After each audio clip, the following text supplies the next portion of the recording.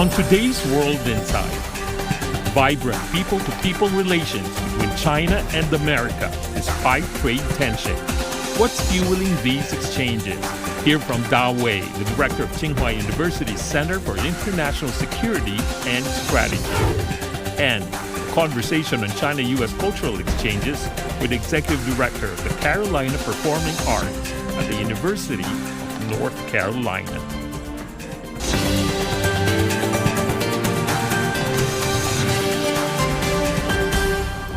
Hello and welcome to World Insight with me, Tian Wei. Despite tensions between China and the United States over the tariffs, people-to-people exchanges remain vibrant.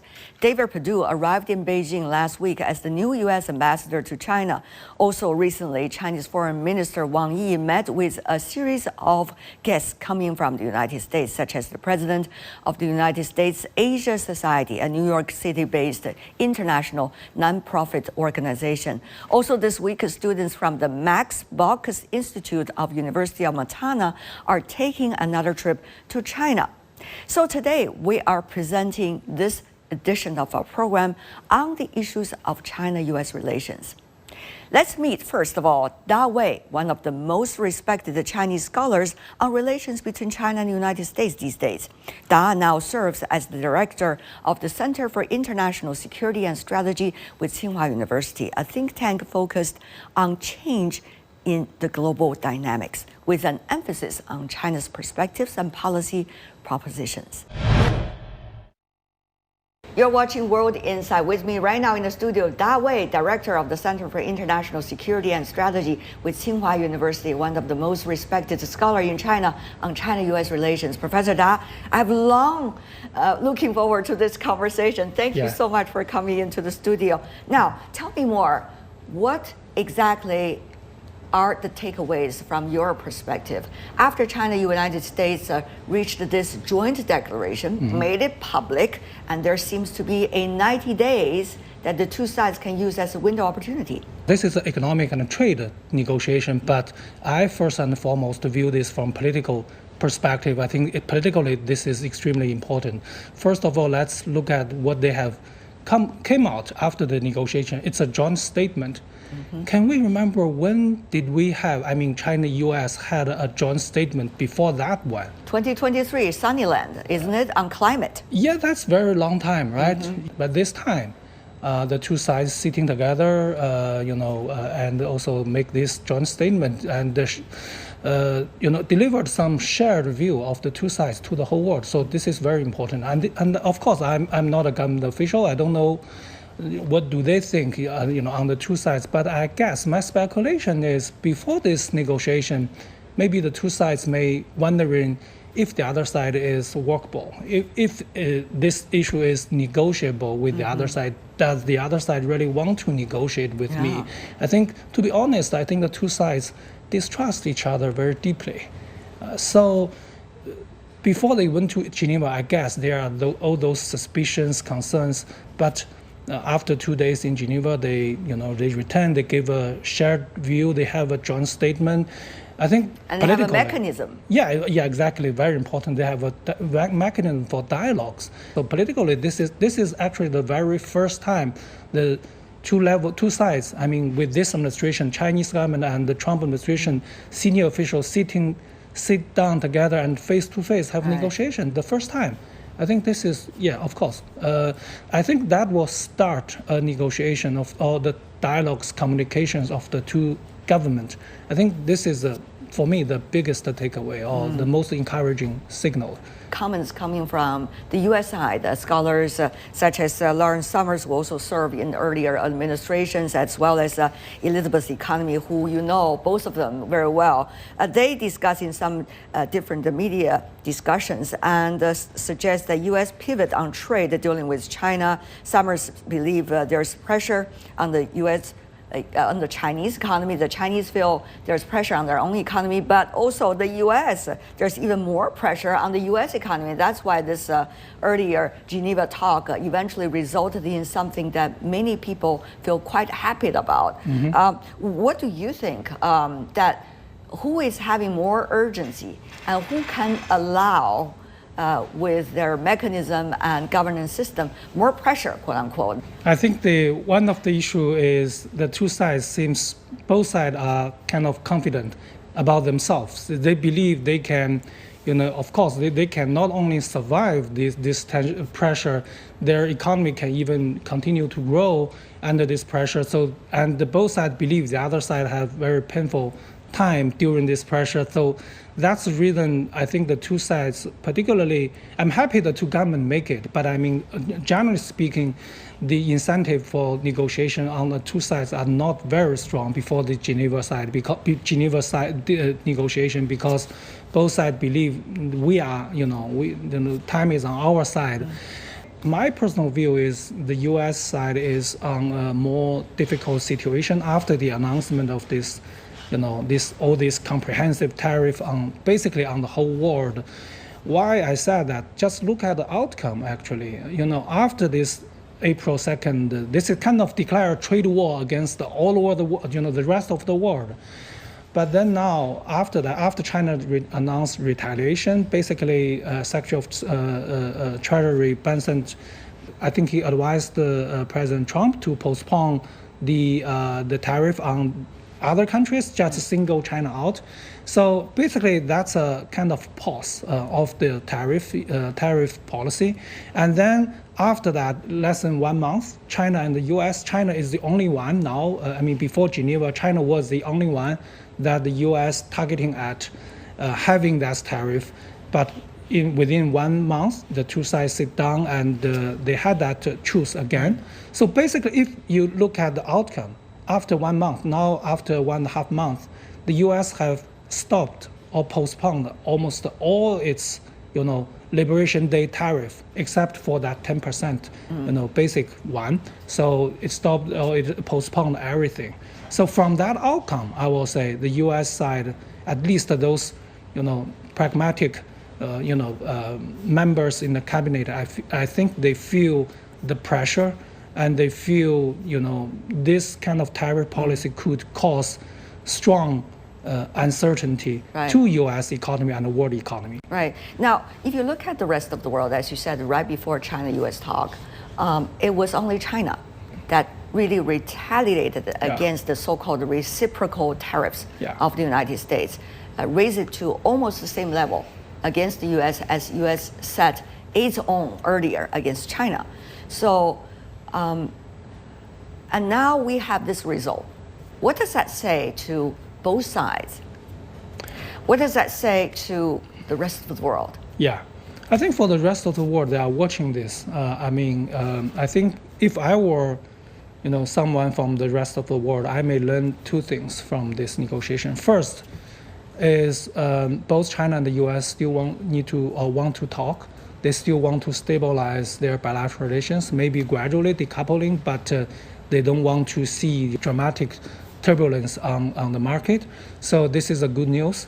So I think that will encouraging all the negotiators, all over the world, including Americans and the rest of the world, for future negotiation. This is still something, each side, want. The other signal I will got, if I'm from the rest of the world, is you need to stand firmly against the U.S. pressure. If you are too weak, you may induce more, pressure or even humiliation from that side.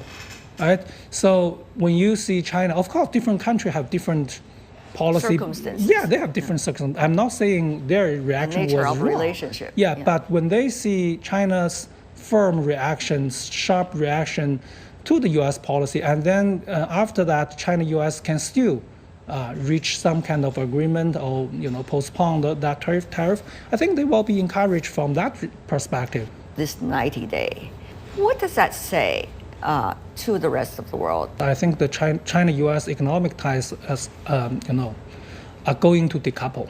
I think, to be honest, to be in a very frank way, but maybe it will decouple in a slow and incremental way, but that's the direction. I don't think we can change our assessment, say, the two sides now can be interdependent again. No way. I think the basic direction is very, very clear. And And I'm not very optimistic to the outcome after the 90 days. I think now the tariff level the U.S. have on Chinese products is above 50%. This is still too high. I think it's kind of, prohibitive, tariff that was basically essentially stop the trade between the two sides. Of course, we can maybe lower some tariff within the 90 days. So for instance, so-called fentanyl tariff, or maybe remove the 24% tariff, which has been postponed forever. If that happens, of course, that's a good thing. But I don't think we will necessarily see that. I think this is quite difficult. It's not going to be easy. Yeah. Having said that, though, there are already some new development after China-U.S. jointly made that statement. One is the trade rep of the United States and also China's Vice Minister of Commerce, Li Chenggang. They met on the sideline of APEC ministerial meeting in South Korea earlier. Yeah. We did not see much public outcome being made. Of course, this is not necessarily for bilateral talk. It is more a multilateral in which they just met. This is one thing. The other thing is the latest turbulence regarding AI, artificial intelligence, especially the latest technology such as Huawei's chip that are used for AI development, with the new measures coming out of the U.S. Commerce Department. So how do you see, in terms of the new development on mechanism, which you mentioned, on meeting and outcome, and then also on other aspects of this relationship? Technology, of course, is one of the core areas. Yeah, this is actually, these two cases you raised actually exactly reflect what is happening, or the complexity of the issue. Yeah, exactly. And also the fact that we mentioned we have a mechanism now.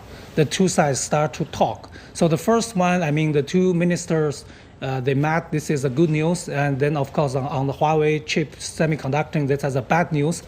But again, what is happening is not we are moving towards a positive, a bright side, bright future, or to a completely dark side. I think this is a very complicated situation. The two sides, through this mechanism, can manage the process. I want to stress here, it's a management. It's not a completely change to either, positive side or negative side. It's not a change of nature, but rather how to manage this process. In the issue of chips, we see some of the industry leaders, such as from NVIDIA, from AMD, and even Bill Gates himself as an individual in media interviews publicly spoke against the current U.S. framework, suggesting it only makes China to be more determined to nurture its own system and eventually make the U.S. companies lose all the market and making China more competitive.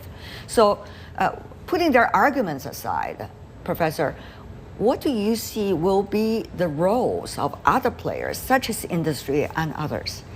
I think, of course, if we view the government decision-making process as a box, I hope it's not a black box, but it's a box. So you need some input, of course. Sure. So those voices you mentioned are the kind of inbox.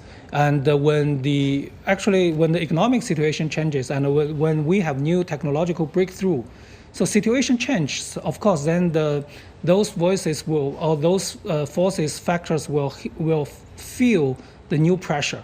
For instance, the AI, or semiconductor technology is developing. So many semiconductor producers in the U.S. feel the U.S. is not, it's not in the U.S. interest or in the American company's interest. So they try to express their different views. They will input their voice in the administration in Washington, D.C. So of course, that's an important factor. But this is a big but, I will say. The Trump administration on the U.S. side, the decision-making process is very unpredictable, I have to say that. So we don't know how, to whom President Trump listened. We recently have witnessed a series of exchanges On the official side, Chinese Foreign Minister Wang Yi met with the president of U.S. Nonprofit organization Asia Society, while there are others nonprofit organizations that are coming to China and doing interactions. Meanwhile, academic and young people exchanges are intensifying right now as we speak. You yourself has been earlier talked to your colleagues and delegation coming from University of Pennsylvania. We also see the Max Box Center from the University of Montana visiting China. These are just one of those many examples going on. So how do you see the role that people-to-people exchanges can still hold today in the nature of China-U.S. relations? Yeah, I think, as you said, I work in university, so I'm kind of practitioner of the people-to-people tie. Indeed. I hosted several U.S. American university students delegation to Beijing, to Tsinghua. So I'm happy to play that role. So China-U.S. relations, we always say China-U.S. relations have three pillars. One is economic security pillar, the other is trade and economic pillar, the third is people to people. So now the first and the second, of course, be damaged a lot in past decade. Of course, people to people also be damaged a lot, but still many people on the two sides, I mean, both in China and in the US, want to maintain this because all in all, China-U.S. relationship, is the relationship between the American people and the Chinese people, right? This is the foundation. This is the basic of the bilateral relations. So we try to maintain this, and particularly for the students, for the educational exchanges. How our younger generation view the other side. I think this is a very critical issue. At least, no matter what's the nature of the bilateral relations, you have to understand the other side accurately. I think this is and also we're human. We should talk to each other to humanize these bilateral relations. Right. I think this is a nature, but of course it's difficult. I have to say it's difficult. In recent months, though we have a lot of interactions with American partners, but we can feel the pressure. I mean, for instance, the U.S. Congress targeting at some American universities recently, and I know some Chinese scholars, the trip to the U.S. being kind of harassed or their visa be revoked. All those signals, give us, some kind of relatively dark picture, future. We're still striving for brighter future and still, try to carry on these P2P exchanges. It's not easy. Thank you so much, Professor Da Wei, for very resilient and also straightforward in the conversation.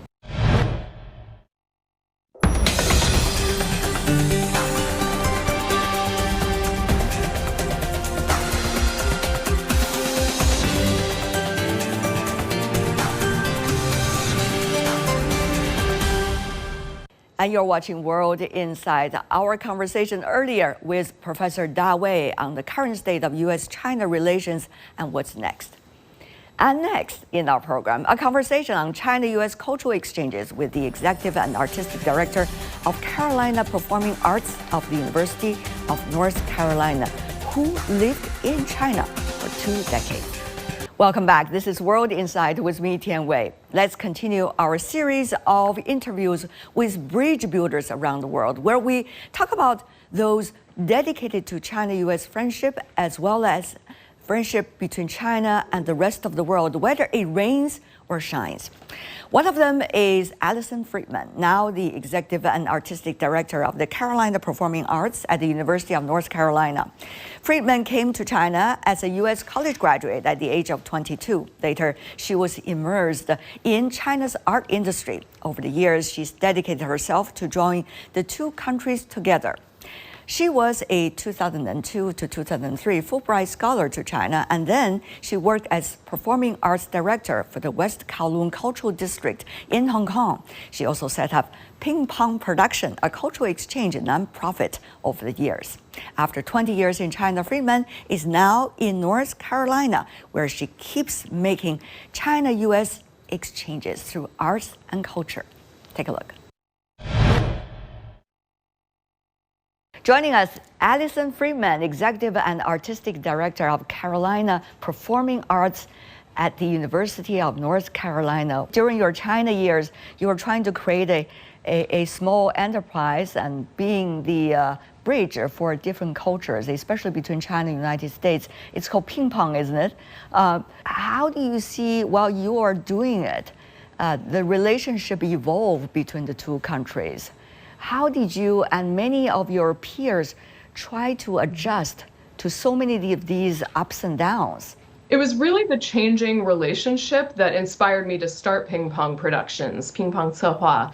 I looked around in the lead up to the 2008 Beijing Olympics, and I realized in Beijing I had opportunities to go to Starbucks, to watch American movies. And I knew that was aspects of American culture, but it wasn't the whole story. And on the reverse side, my parents in Washington, they could read about China every day in the Washington Post.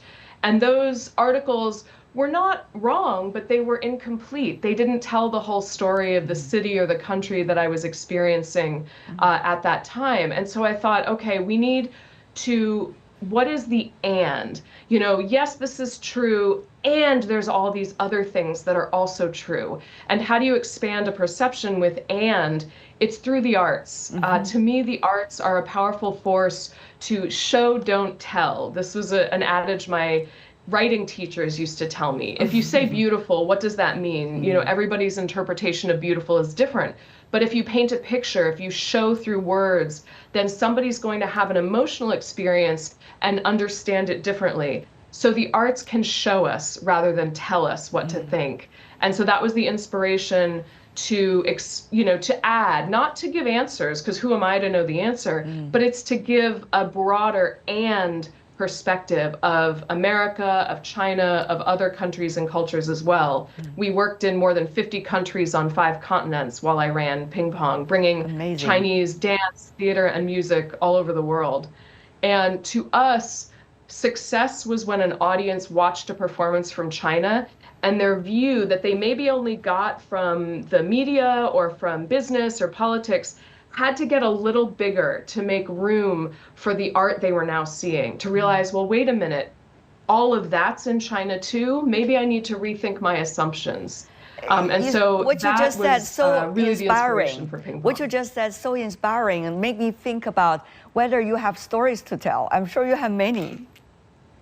Well, one of the powerful ones, and one of the companies I worked with for many years, is Tao Dance Theater. Yeah. And it started out with 2 young choreographers who created an independent dance company, and we toured them all over the world, from a very unknown small company to now in 2023 they won the Silver Lion Award from the Venice Biennale, which is one of the highest awards internationally for dance. And being a contemporary artist, we would bring this company to different festivals. And I remember this one particular festival in Michigan. And after they watched the theater, the performance, I remember I loved standing in the lobby and listening to audiences as they left. And I kept hearing people say, well, I don't understand. So I thought there wasn't contemporary art in China because I thought it was all censored. And so again, these sort of assumptions and stereotypes that people know who hadn't spent as much time got to be pushed out of the way as they watched these incredibly innovative and talented performers with Tao Dance Theater. It's amazing what you're trying to do. And also later with the West Kowloon Cultural District, it was at the very beginning from 0 to 1, that project, and eventually become what it is today. It was such an amazing place with so many events going on in that part of the world. So what is it like for you to be, you know, doing the groundwork there and build it until it become a really impressive one? I love that it was called a cultural district rather than an arts district, because the purpose, I like to say the math is art plus life equals culture. When art is a regular part of your life, it's not something very elitist or isolated. When it's something that can just be part of your daily schedule, that builds a culture. And that was our goal with West Kowloon Cultural District, having it right on Victoria Harbor, having restaurants, big outdoor public park space where people could gather, Yes. to make it not intimidating to go interact with the art, to be able to make it accessible, to add value to people's lives. And it was exciting to open the first venue in 2019, the Xiji Center, Xiji Zhongxin, Heikok Zhongsam. And what was beautiful about Center that of big Drama? art center is the atrium was wide open. You walked in from the street and there was a huge open plaza where we would do free performances for the community. Because again, we wanted it to be an invitation that the art can be for everybody. You don't have to buy a ticket if that's not part of what's capable for you. Yeah. We can still make this a cultural center where you can come and enjoy something that you otherwise, it doesn't have to be from a foreign country. Many young people in Hong Kong are intimidated by Cantonese opera. So we were building bridges across generations that way as well. Yeah. So earlier, when everybody was more connected, things can be done. And now, apparently, you have to go through much more challenges in order to achieve something that in earlier years can be an easier piece of cake. Now, how do you digest this reality? And do you reflect upon what it was like? And how would you be able to, still function and be productive despite of this comparison? I think of it as riding the waves. And certainly in the days leading up to the Beijing Olympics and the Shanghai Expo, everybody was interested in China and China was interested in everybody. So there were so many opportunities for artists to tour, to do collaborations and co-productions. And there was just incredible demand and incredible supply. Where we are now is a time that is like, I don't want to say a hibernation, because in a hibernation, many things stop. I think things aren't stopping. People are just being a little bit more low key about them. They're not being as public. They're not talking about them in the same way that they used to be, because they're being a little more cautious. People don't want exchanges to be canceled. They're worried about visas. And so the art exchange, the tours are continuing to happen. They're happening at a lesser volume. But a lesser volume meaning both less frequently, but also more quietly. Maybe instead of tons and tons of tours all over the world, it might be a couple individual artist exchanges. There are still smaller foundations that are funding artists to do residencies in Asia, in North America. These are continuing. Artists are still very interested. The artists never stop being interested, just the opportunities start to narrow. And we all hope that this is not a permanent state of affairs. It might be for a while, but we hope it's temporary and we just all turn the volume down, but keep doing what we're doing until we can turn it back up and be a little more loose and celebratory about it again. Alison, a pleasure to know you for decades and a pleasure to work with you for this interview as well. Thank you, Tianwei. Thank you for everything you do. Thank you. My latest conversations with Alison Friedman, a bridge builder between China and the United States. And that's all the time we have for today. If you'd like to know more, search World Insight or check out our YouTube channel. Follow us on X and Facebook. I'm Tianwei. On behalf of my team, thanks for being with us. Bye for now, and I'll see you tomorrow.